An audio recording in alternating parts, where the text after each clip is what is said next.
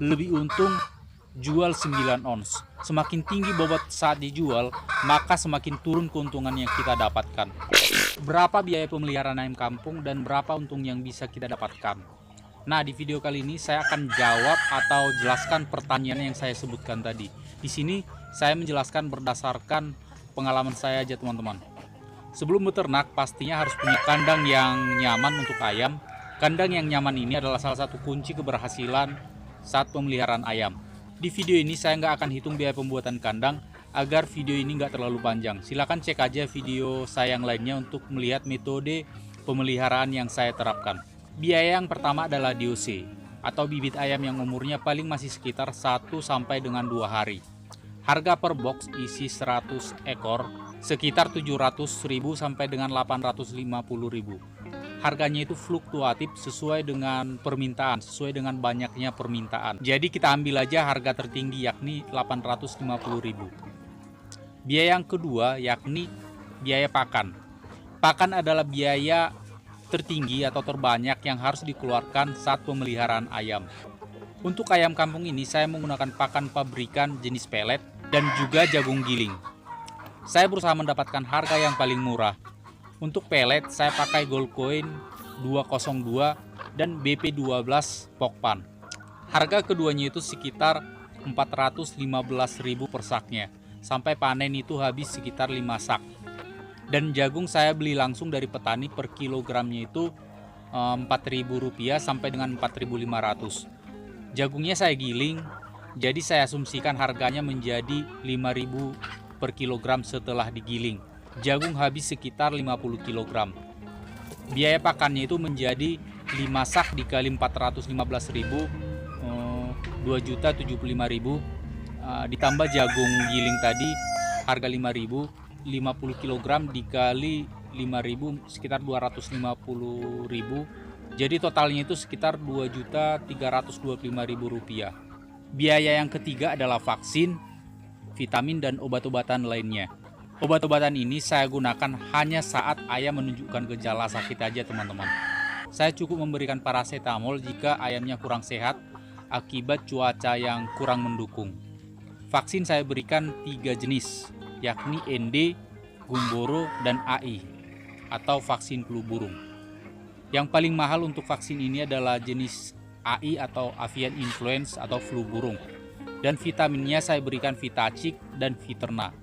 Total biaya vaksin, vitamin, dan obat-obatan ini sekitar 120.000 untuk 100 ekor. Selanjutnya adalah biaya listrik. Biaya listrik ini cukup besar saat proses brooding atau pada masa ayam perlu dipanaskan atau dihangatkan.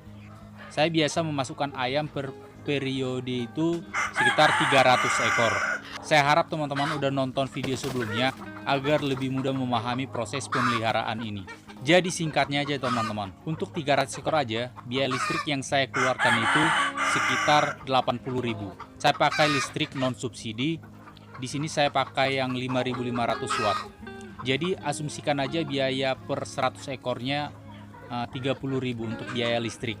Biaya ini bisa bengkak jika teman-teman salah menggunakan kandang brooding.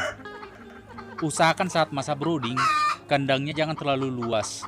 Agar lampu pemanasnya nggak terlalu banyak, jadi bisa mengirit biaya listrik.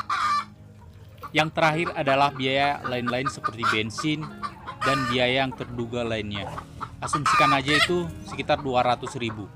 Jadi totalnya itu 850.000 ditambah dengan 2.325.000 ditambah 120.000 untuk biaya vaksin tadi dan obat-obatan, 30.000 untuk biaya listrik, biaya lain 200.000. Jadi total itu sekitar 3.525.000 untuk pemeliharaan 100 ekor ayam.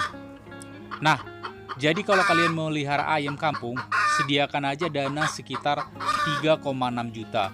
Selain itu harus disediakan juga untuk biaya pembuatan kandang dan peralatan kandang.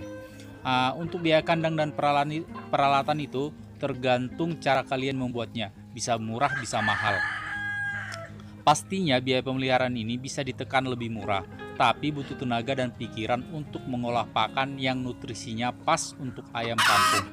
Menggunakan pakan pabrikan dan jagung ini menurut saya adalah cara beternak paling praktis tapi tetap masih untung. Nah, saya lanjutkan untuk keuntungannya. Panen ayam kampung biasanya saya udah mulai dari umur ayam 60 hari.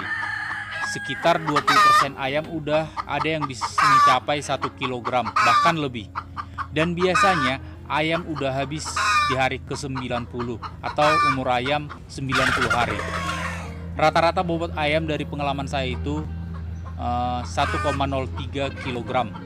Karena total penjualan ayamnya itu saya catat dengan jelas, dengan rinci. Bobot ayam tertinggi di umur 90 hari itu ada yang bahkan 1,4 kg.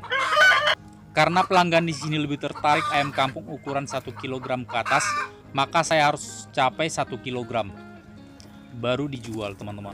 Sebenarnya bobot ayam kampung yang menguntungkan itu untuk dijual itu antara 8 sampai dengan 9 ons.